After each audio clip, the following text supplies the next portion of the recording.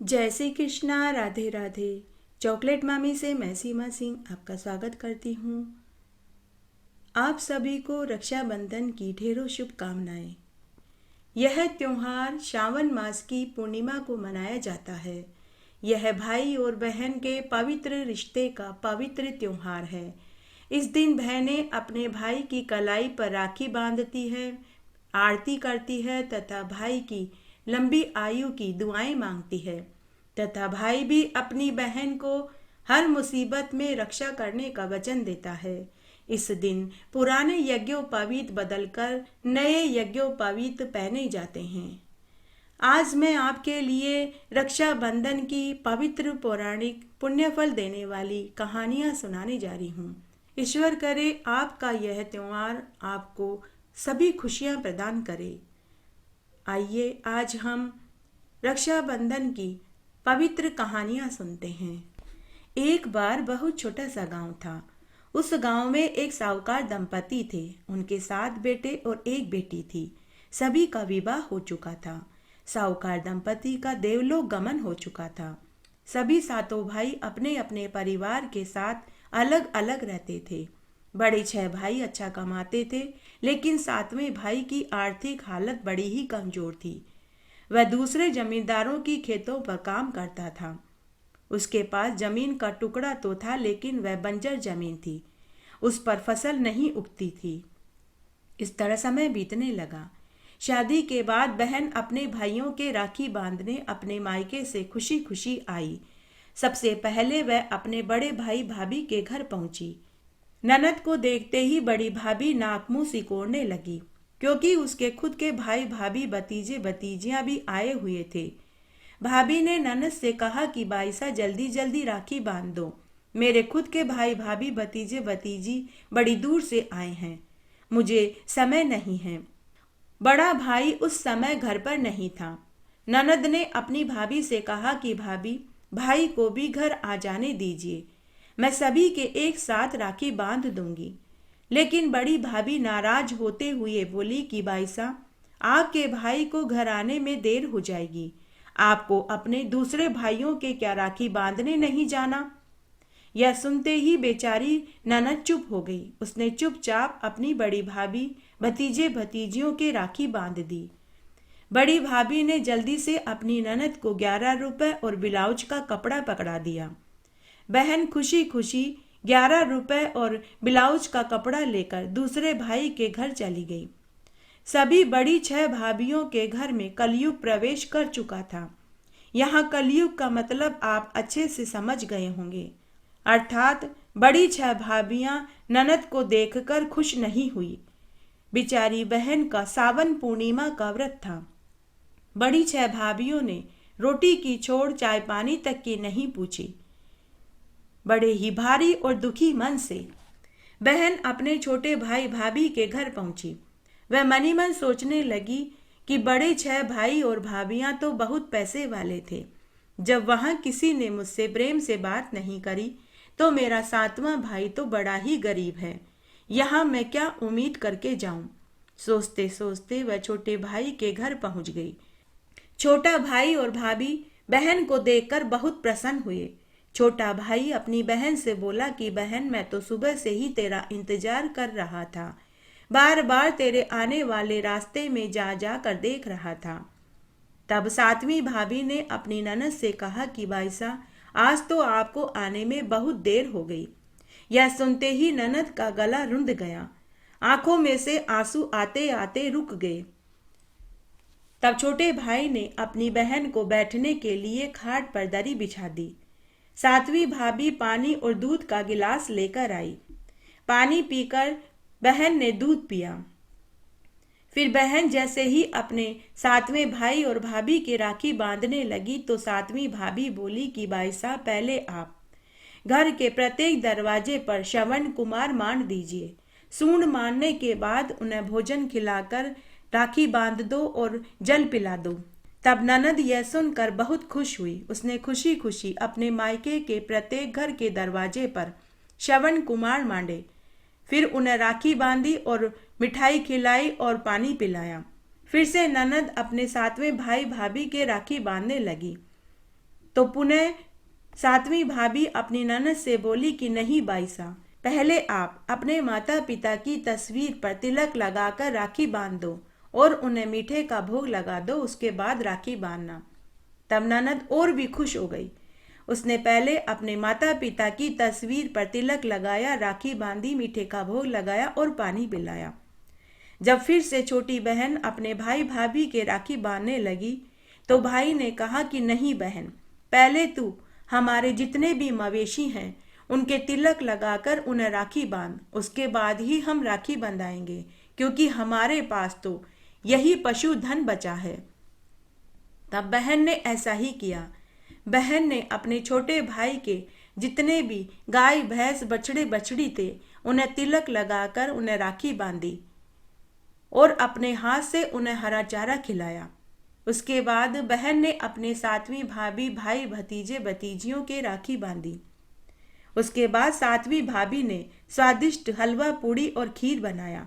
तब सातवीं भाभी ने अपनी ननद से कहा कि बाईसा, हर साल की तरह इस साल भी आपका जरूर सावन पूर्णिमा का व्रत होगा, इसलिए आप पहले भोजन करिए। यह सुनते ही ननद और भी खुश हो गई। वह मनी मन सोचने लगी कि भाभी को तो सब याद है, उसे तो यह भी याद है कि मेरा सावन पूर्णिमा का व्रत होता है। उसका गला भर आया, छाती बैठने लगी। तब बहन ने कहा कि नहीं भाभी, आज तो मैं आप सबके साथ ही भोजन करूंगी, तभी मैं व्रत खोलूंगी। उसके बाद सबने मिलकर हंसी खुशी भोजन खाया। भोजन खाकर वे बातें करने लगे। इधर उधर की बातें करते करते ही शाम होने लगी। तब बहन अपने भाई से बोली कि भाई, अब मुझे घर जाना चाहिए, घर पहुंचते पहुंचते रात्रि हो जाएगी। तब छोटे भाई के पास देने को कुछ रुपया पैसा तो था नहीं, तो उसने बैलगाड़ी में हरा चारा भर दिया और 2 बोरी गेहूं की रख दी और कहा कि बहन, मैं बड़ा ही गरीब हूँ, मेरे पास तुम्हें देने के लिए पैसे नहीं हैं, मेरे पास तो बस यही चीज है। बहन बोली कि भाई, ये तो बहुत ज्यादा है, भगवान करे तेरा घर अनधन के भंडार से भरा रहे, मेरा आशीर्वाद हमेशा तेरे ऊपर बना रहेगा। उसके बाद भाई ने कहा कि बहन, मैं तुझे खुद इस बैलगाड़ी पर तेरे घर तक छोड़कर आऊंगा। यह सुनते ही बहन और भी खुश हो गई। तब बहन ने अपनी भाभी से विदा ली। भाभी ने खुशी खुशी अपनी ननद को विदा कर दिया। बहन अपने सातवें भाई के साथ बैलगाड़ी पर बैठकर अपने ससुराल आ गई। पहुंचते पहुंचते रात्रि हो गई।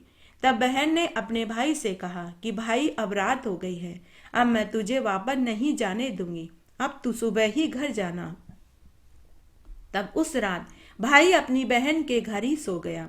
दूसरे दिन जब बहन अपनी गाय भैंसों को भाई के यहाँ से लाया हुआ हरा हरा चारा डालने लगी तो उसमें से सोने का हार निकला। तो बहन ने भाई को हार वाली बात बताई। तो भाई बोला कि बहन, यह तो तेरी किस्मत का है, इसे तो तू ही रख। इस तरह सातवां भाई वापस अपने घर पहुंच गया। घर पहुंचकर उसने स्नान आदि किया, गाय भैंसों का दूध निकाला। उसके बाद वह अपनी बंजर जमीन को देखने चला गया। जब वह अपनी बंजर जमीन पर पहुंचा तो उसने देखा कि वहां फसल लहलहा रही थी। यह देखकर उसे बड़ा आश्चर्य हुआ। थोड़ी देर में ही उसकी पत्नी भोजन लेकर खेत पर पहुंच गई। बंजर जमीन पर फसल देखकर उसे बड़ी खुशी हुई। उधर 6 बड़े भाइयों की खड़ी फसल में आग लग गई। उन्हें बहुत नुकसान हुआ। जब 6 बड़ी भाभियों को पता चला कि 7वें देवर जी की बंजर जमीन पर फसल लहलहा रही है और हमारी खड़ी फसल में आग लग गई, तो वे सभी अपने अपने पतियों से बोली कि कल आपकी बहन राखी पर हमारे घर आई थी, वही कोई टोना टोटका करके गई होगी।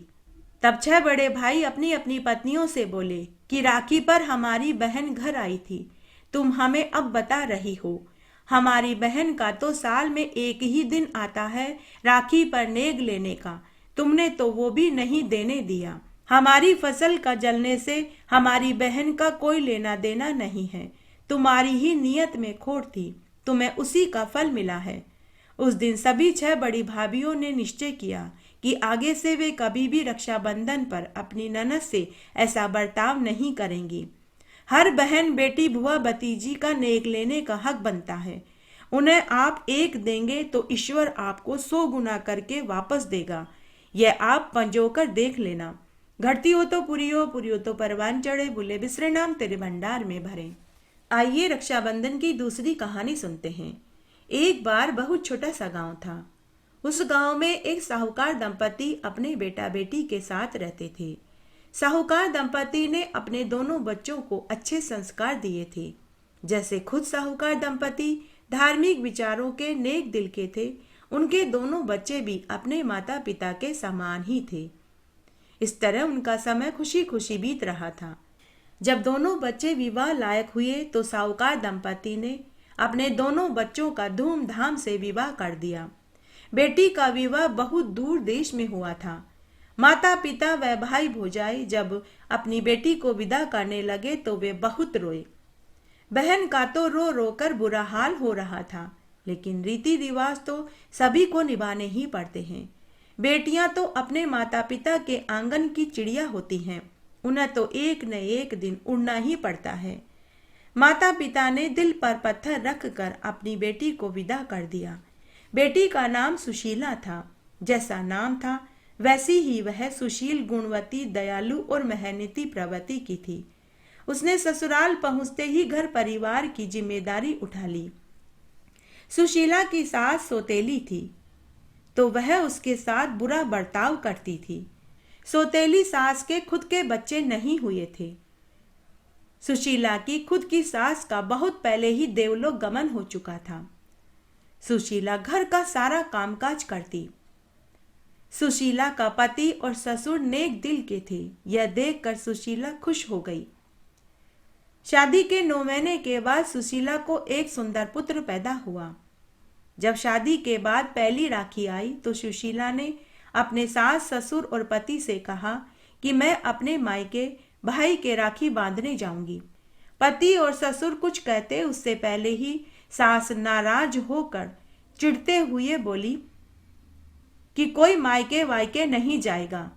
अगर तुम राखी पर मायके गई तो फिर ससुराल वापस मत आना, अपने माता पिता के घर ही रह जाना।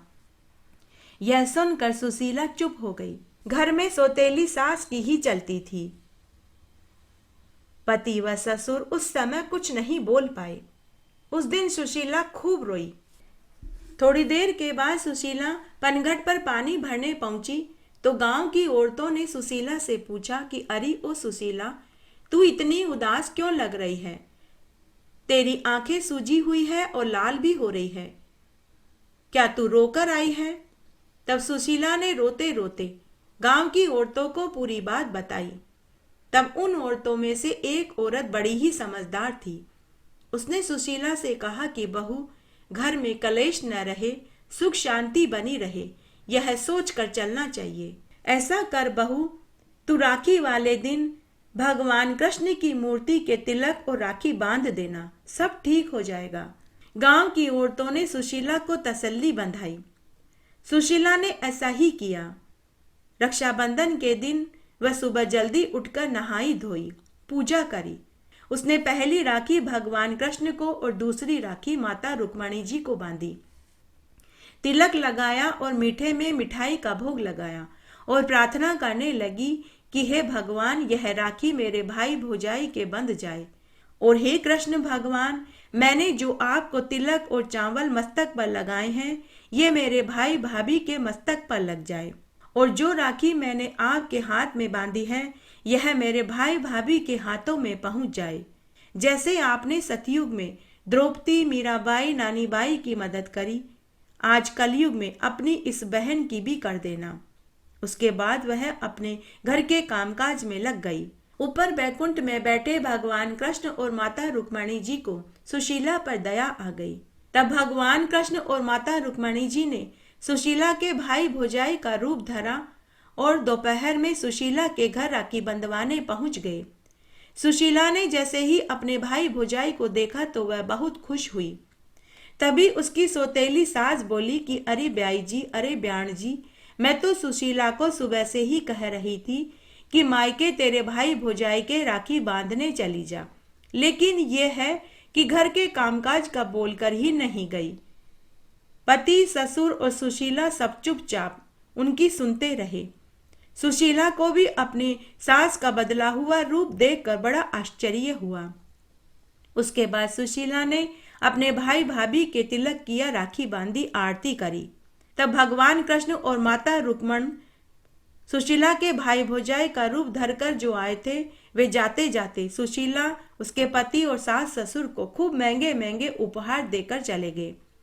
उधर मायके में सुबह से सुशीला के माता पिता और भाई भौजाई सुशीला का घर आने का इंतजार कर रहे थे, लेकिन सुबह से दोपहर हो गई, सुशीला घर नहीं पहुंची कि तभी अचानक भगवान श्री कृष्ण और माता रुक्मणी जी की असीम अनुकंपा से सुशीला के भाई भौजाई के मस्तक पर तिलक और चावल और हाथों में राखी आ गई।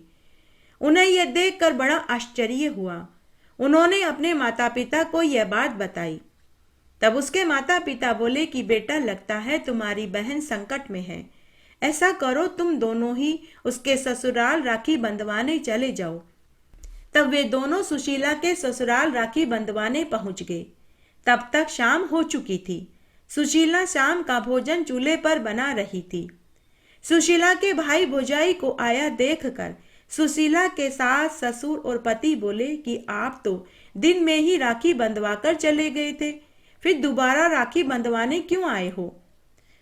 आवाज सुनकर सुशीला भी घर के बाहर आई।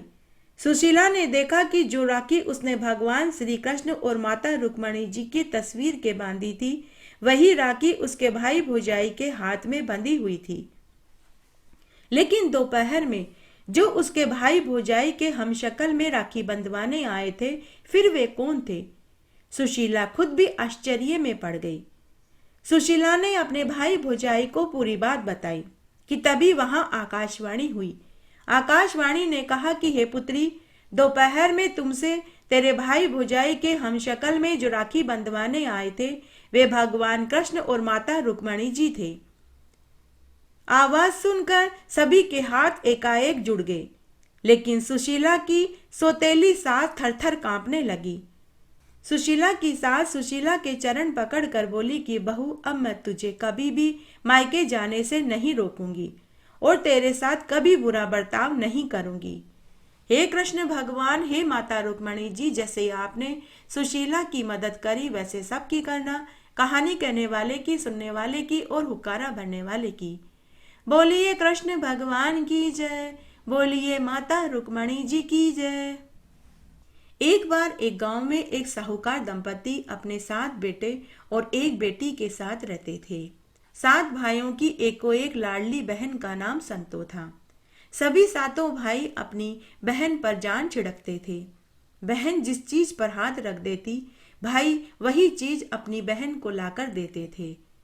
इस तरह समय पंख लगाकर उड़ रहा था। देखते ही देखते सभी विवाह लायक हो गए। साहूकार दंपति ने अपने सभी 7 बेटों और बेटी का विवाह कर दिया। सभी खुशी जीवन जी रहे थे। जब पहली राखी आई तो संतो खुशी खुशी अपने मायके राखी बांधने ससुराल से सज धज कर अपने पुत्र को गोद में लेकर राखी, मिठाई, नारियल आदि सामान लेकर अपने मायके के गांव की ओर चल दी। चलते चलते उसे एक पीपल का पेड़ मिला जो काफी जर्जर हालत में था। पीपल का पेड़ संतों से बोला कि मैं तेरे ऊपर गिरूंगा। तब संतो बोली कि हे पीपल देवता, मैं शादी के बाद पहली बार अपने मायके अपने भाई भौजाई के राखी बांधने जा रही हूँ। जब मैं राखी बांध कर वापस लौटूं तो आप मेरे ऊपर गिर जाना। तब संतों ने देखा कि पीपल का पेड़ बहुत सूख रहा था। तभी संतों को वहां एक पास में बावड़ी दिखाई दी। संतों ने अपने पुत्र को जमीन पर लेटाया और अपना सामान वहीं रख दिया और एक घड़ा जल भर कर पीपल के पेड़ में सींच दिया और फिर वापस आगे चल दी। थोड़ी दूर ही चली थी कि उसे एक सांप छटपटाता हुआ मिला। वह सांप भी संतों से बोला कि मैं तुझे डसूंगा। तब संतों बोली कि हे सर्प देवता, शादी के बाद पहली बार मैं अपने मायके अपने भाई भौजाई के राखी बांधने जा रही हूँ। मैं अपने भाई भौजाई के राखी बांध कर वापस इसी रास्ते से लौटूंगी, तब आप मुझे डस लेना। मेरे सभी 7 भाई भौजाई मेरी प्रतीक्षा कर रहे होंगे। मैं उनकी एको एक लाडली बहन हूँ। जब मैं राखी बांध कर वापस आ जाऊं तो आप मुझे डस लेना। तभी संतों ने देखा कि वहां पास में कुछ भेड़ बकरियां चल रही थी। तब संतों ने फिर से अपने बच्चे को जमीन पर लेटाया और सामान रख दिया और बड़ के पत्ते का दोना बनाकर बकरी का दूध निकाला और सांप को दूध पिला दिया। दूध पीते ही सर्प के गले और शरीर में जो जलन हो रही थी वह शांत हो गई। उसके बाद संतो अपने मायके की ओर चल दी। चलते चलते वहां एक नदी आई जिसमें खूब पानी भरा हुआ था। नदी का पानी किनारे पर उछल उछल कर गिर रहा था। लहरें खूब ऊंची ऊंची उठ रही थी। संतों को अपने मायके जाने के लिए नदी पार करनी थी। तब वह मनी मन सोचने लगी कि अब मैं नदी कैसे पार करूं, कि तभी नदी ने भी संतों से कहा कि मैं तो तुझे डुबोऊंगी। संतों ने फिर से हाथ जोड़कर कहा कि हे गंगा मैया, मैं अपने मायके पहली बार अपने भाई भौजाई को राखी बांधने जा रही हूँ। जब मैं राखी बांध कर वापस आ जाऊं तो आप मुझे डुबो देना, लेकिन अभी आप मुझे जाने दीजिए। यह सुनते ही नदी के दो पाट हो गए और बीच में से रास्ता निकल आया। उसके बाद संतों ने रास्ता पार किया और अपने मायके में आ गई। संतों के सातों भाई भौजाई संतों का सुबह से ही इंतजार कर रहे थे। माता पिता तो पलक पावड़े बिछाए बैठे हुए थे। तब संतों और उसके बच्चे को देखकर उसके भाई भौजाई और माता पिता बहुत खुश हुए। संतों ने अपने सभी भाई भौजाइयों के तिलक किया, राखी बांधी और मिठाई खिलाई। सभी भाइयों ने अपनी प्यारी बहन को खूब महंगे महंगे उपहार दिए। जब संतो भोजन करने लगी तो उसके माता पिता ने बेटी का दर्द पकड़ लिया। साहूकार दंपति अपनी बेटी से पूछने लगे कि बेटी, तुम उदास लग रही हो। ससुराल वाले तो अच्छे हैं, बुरा बर्ताव तो नहीं करते, तुझे खाने को तो अच्छा देते हैं, तेरे सास ससुर तेरे साथ अच्छा बर्ताव तो करते हैं, तेरे साथ वहां कोई बुरा बर्ताव तो नहीं करता। आज राखी वाले दिन भी तू उदास दिखाई दे रही है। तब संतों ने अपने माता पिता से रास्ते की पूरी घटना सुनाई। तब माता पिता ने अपनी बेटी से कहा कि बेटी, जैसा हम कहते हैं तू वैसा ही करना, सब ठीक हो जाएगा। उसके बाद दोपहर बाद संतो सबसे विदा होकर वापस अपने ससुराल जाने लगी तो रास्ते में उसे सबसे पहले नदी मिली। तब संतो ने वही किया जो उसके माता पिता ने करने के लिए कहा था। संतो नदी के किनारे हाथ जोड़कर खड़ी हो गई और रोली मोली चावल नदी में छोड़ दिया, चुंदड़ी उड़ा दी और बोली कि हे गंगा मैया, जैसे मेरे भाइयों ने मुझे रक्षा का वचन दिया वैसा आप भी देना। तभी नदी में से गंगा मैया प्रकट हुई और बोली कि बेटी, मैं तेरी भक्ति और भाई प्रेम देखकर बड़ी प्रसन्न हुई। तू मेरी नदी का जल लोटे में भरकर तेरे घर ले जाना और तेरे घर आंगन में छिड़क देना। तेरा घर खुशियों से और धन धान्य से भर जाएगा। तब संतों ने एक बोतल में नदी का जल भर लिया और थैले में रख लिया और माँ गंगा को चरण स्पर्श करके आगे चल दी। आगे उसे वही पीपल का पेड़ मिला, लेकिन इस बार वह पीपल का पेड़ हरा भरा दिखाई दे रहा था। संतों ने थैले में से फिर से रोली मोली चावल निकाले, पीपल के पेड़ पर रोली का तिलक किया, चावल लगाए, मोली बांधी, तेल का दीपक जलाया और 5 परिक्रमा करी और बोली कि हे पीपल देवता, जैसे मेरे भाइयों ने मुझे रक्षा का वचन दिया वैसे आप भी देना। तभी पीपल देवता बोले कि बेटी, मैं तो तुझसे बहुत प्रसन्न हूँ। तूने ऐसे समय में मेरे पेड़ में एक घड़ा जल सींचा जब मैं मरने वाला था। तू मेरे पेड़ का एक पत्ता और मेरे पेड़ की छाल ले जाकर तेरे घर में धन की अलमारी में रख देना। तेरा घर अन्न धन के भंडार से भर जाएगा। तब संतों ने ऐसा ही किया। संतों ने पीपल देवता को प्रणाम किया और आगे चल दी। आगे चलने पर उसे वही सर्प देवता मिले। संतों ने वापस रोली मोली चावल निकाले और सर्प देवता को रोली का तिलक लगाया, चावल लगाए, मोली बांधी, एक कटोरा दूध पिलाया और मिठाई खिलाई, इत्र छिड़का, फूल बखेरे और सर्प देवता को 3 वचनों में बांध लिया और बोली कि हे सर्प देवता, जैसे मेरे भाइयों ने मुझे रक्षा का वचन दिया वैसा आप भी देना। तभी सर्प देवता बोले कि अरे बावली, मैं तो तुझसे बहुत प्रसन्न हूँ। तूने मुझे ऐसे समय दूध पिलाया था जब मेरा गला और मेरा शरीर जल रहा था। मैं तो तेरा कर्जदार हूँ। तूने मेरे ऊपर बहुत बड़ा एहसान किया था। मैं तो उस एहसान को चुकाना चाहता हूँ। बेटी, ये एक थैली स्वर्ण के मोहरों की ले जा और ले जाकर तेरे घर की अलमारी में रख देना। तेरा घर अनधन के भंडार से भर जाएगा।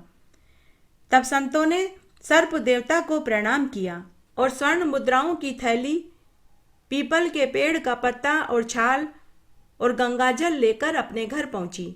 उसके बाद संतों ने अपने सास ससुर और पति को रास्ते में घटित घटना सुनाई।